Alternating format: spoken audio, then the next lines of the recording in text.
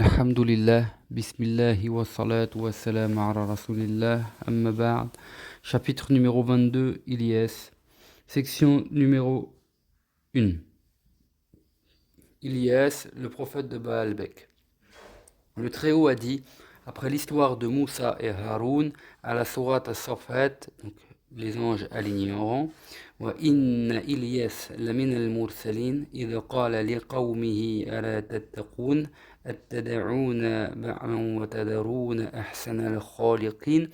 Ilyas faisait partie des messagers. Ainsi, il dit à son peuple, ne craignez-vous donc pas Allah?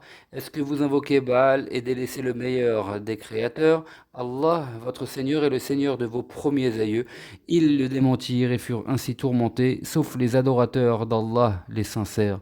Nous avons perpétué son renom parmi les dernières générations. Salam sur Ilyasin, voilà comment nous récompensons les bienfaisants. Il fait partie de nos adorateurs croyants.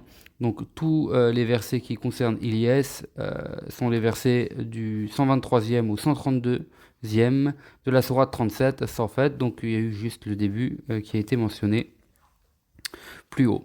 Il s'agit de Ilyas al-Tashabi. On a dit Ilyas ibn Yasin, ibn Fanhas, ibn al-Aizar, ibn Haroun. Ilyas ibn al-Azar, ibn al-Aizar, ibn Haroun, ibn Imran. Il fut envoyé aux habitants de Baalbek, à l'ouest de Damas. Il les appela à l'adoration d'Allah Ta'ala et à délaisser le culte d'une idole qu'ils appelaient Baal. On a dit aussi qu'il s'agissait d'une femme du nom de Baal. Le premier avis est cependant plus exact, donc l'avis de l'idole. Il leur dit ainsi, ne craignez-vous donc pas Allah, est-ce que vous invoquez Baal et délaissez le meilleur des créateurs? Allah, votre Seigneur, est le Seigneur de vos premiers aïeux. Ils le démentirent, s'opposèrent à lui et voulurent le tuer. On a dit qu'il prit alors la fuite et se cacha. Ilyas se cacha 10 ans dans la grotte qui se trouve sous le sang. Donc, petite astérisque à ce passage. Donc, le sang.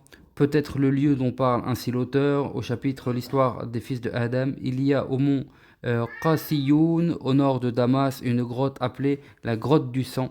Celle-ci est réputée comme étant le lieu où Caïn tua son frère. Donc, il se serait caché 10 ans dans cette grotte. Fuyant le roi, gouvernant son peuple. Allah Ta'ala fit périr ce dernier et donna le pouvoir à un autre. Ilyas vint le trouver et lui prêcha l'islam. Celui-ci y adhéra, ainsi qu'une très grande partie de son peuple, sauf 10 000 personnes.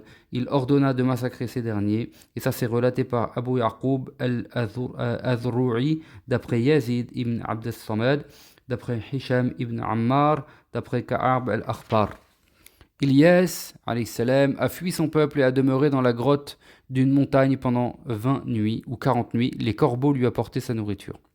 Le premier prophète à avoir été envoyé fut Idris, puis dans l'ordre, Nour, Ibrahim, Ismaïl, Ishaq, Yaqub, Yusuf, Lot, Hud, Saleh, Shu'aib, Moussa et Haroun, les deux fils de Imran, Ilyas, At-Tashabi, Ibn al-Azhar, Ibn Haroun, Ibn Imran, Ibn Qahat, Ibn Lahoui, Ibn Yaqub, Ibn Ishaq, Ibn Ibrahim, que le salut soit sur eux. Et ça c'est relaté par Mohammed ibn Sa'ad, qui était le secrétaire d'Al-Waqidi, d'après Hisham ibn Muhammad al-Kalbi, d'après son père. On peut émettre des réserves sur cet ordre. 4 prophètes sont vivants, 2 sont sur terre. Ilyas et El-Khadir, et 2 au ciel, Idris et Isa. Makhoul d'après Ka'b. Ilyas est-il encore vivant? Nous avons mentionné précédemment la relation selon laquelle Ilyas et El-Khadir se réunissent chaque année le mois de Ramadan à Bayt al-Miqdis, font le Hajj tous les ans et boivent de l'eau de Zamzam une seule fois qui leur suffit jusqu'à l'année suivante.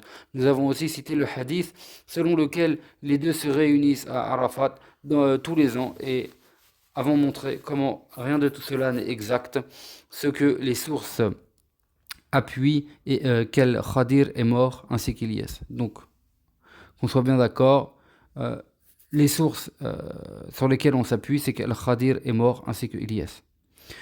On peut émettre des réserves sur la relation suivante rapportée par Wahb ibn Munabbih et d'autres. Il relate qu'Ilyas demanda à son seigneur de le rappeler à lui lorsque son peuple l'a traité de menteur et lui a fait du mal une monture à la couleur de feu, donc un char de feu d'après les scripturaires, vint alors et il monta dessus. Allah Ta'ala le pourvut de plumes et l'habilla de lumière. Il coupa en lui le désir de manger et de boire et sa nature devient alors angélique, humaine, céleste et terrestre. Il désigna comme successeur Eliasa, donc Élisée en français, Eliasa ibn al-Akhtoub.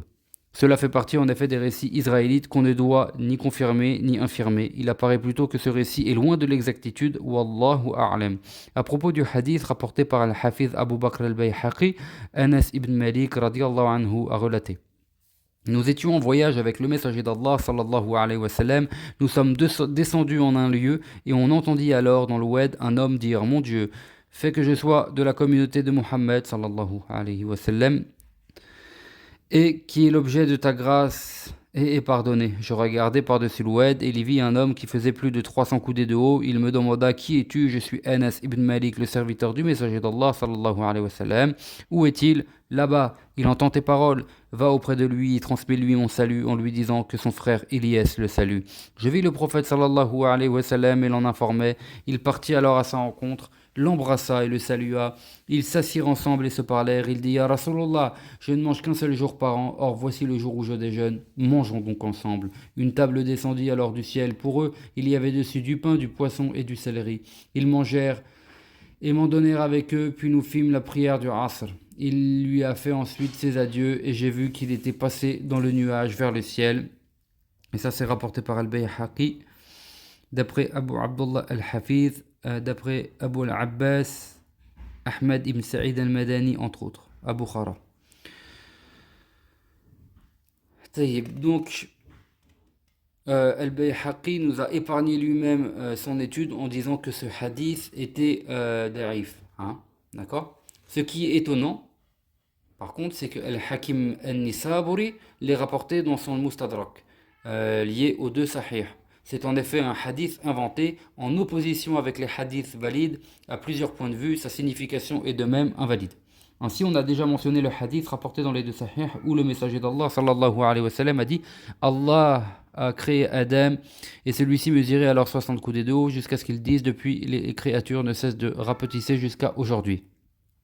Le hadith précédent comporte aussi qu'il ne s'est pas rendu chez le messager d'Allah sallallahu alayhi wa sallam, mais que c'est ce dernier qui est allé à sa rencontre. Et cela est inexact car c'est lui qui se devait de se rendre jusqu'au sceau de la prophétie.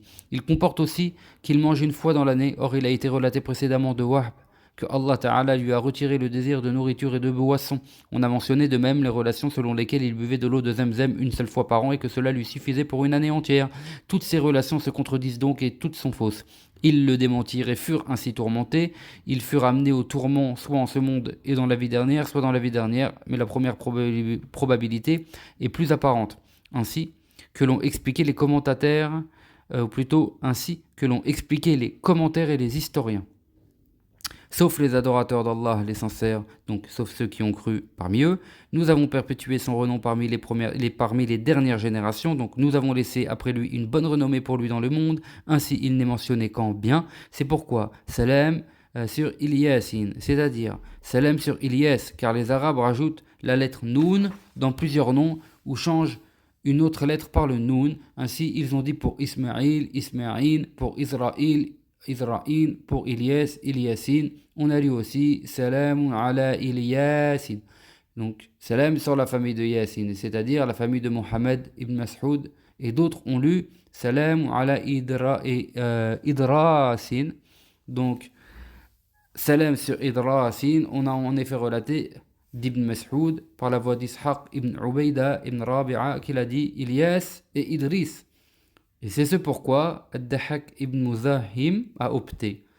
Et Qatada et Mohammed ibn Ishaq ont cité cet avis. Cependant, ce qui est exact est qu'il s'agissait d'un autre que lui, ou Allahu A'lam. Section numéro 2. Les prophètes des fils d'Israël après Moussa. Ibn Jarir, dans son Tahrir, déclare: Il n'y a pas de divergence entre les savants de l'histoire des anciens, qu'ils soient de notre communauté ou non, que celui qui fut chargé de diriger les fils d'Israël après Yusha fut Caleb ibn Yufana, et c'est l'un des compagnons de Moussa alayhi salam, et l'époux de Myriam, la sœur de Moussa. C'est aussi un des deux hommes qui craignaient Allah, à savoir Yusha et Caleb, les deux hommes qui dirent aux Israélites lorsqu'ils refusèrent le combat: Engagez-vous contre eux par la porte. Lorsque vous l'aurez franchi, vous serez vainqueurs, et c'est à Allah que vous devez vous en remettre si vous êtes croyants. Ibn Jarir ajoute: Après lui, le chef des fils d'Israël fut Ézéchiel ibn Boudi. C'est lui qui invoqua Allah, lequel fit alors revivre ceux qui sont sortis de leur demeure alors qu'ils étaient des milliers, craignant la mort. والله أعلم. سبحانك اللهم وبحمدك أشهد أن لا إله إلا أنت أستغفرك وأتوب إليك.